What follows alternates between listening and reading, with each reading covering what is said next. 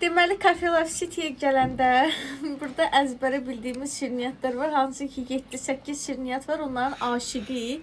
Həmişə süfrəyə o gəlir, bir də çay gəlir. Mən bu dəfə sıcaq çikolata sipariş vermişəm. Bizim bir ildir bura gedib gəlirik. İlk dəfədir fərqli bir dad sipariş verdim.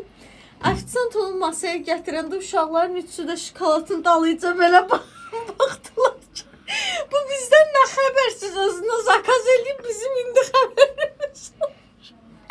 Artıq çox geç siparişlər verilir. Hiç bilmiyorum şeydi bu. Bu fudikin puding. Fudikin puding.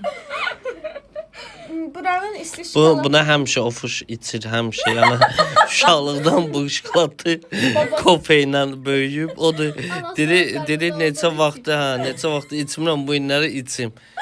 Ofuşun özünün də xəbəri yoxdur o şokoladlı. Mənim xəbərim var, yalan danışma.